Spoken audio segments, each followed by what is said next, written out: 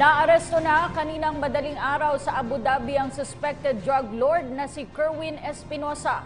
Ang impormasyon ay kinumpirma mismo ni PNP Chief Director General Ronald De La Rosa.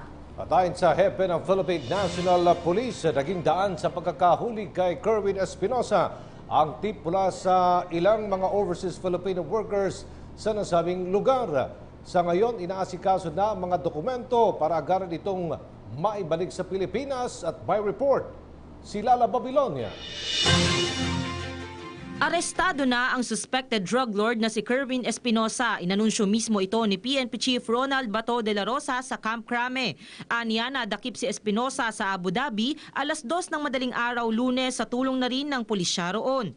Nagpadala umano ang PNP ng Anti-Illegal Drugs Team para makipag-coordinate sa Abu Dhabi Police. Pinamunuan ng Anti-Illegal Drugs Team ni Senior Superintendent Albert Ferro. Ayon kay De La Rosa, nasa Abu Dhabi pa rin ngayon ang kupunan ni Superintendent Ferro upang iproseso ang mga dokumento o papeles para sa extradition ni Kerwin Espinosa.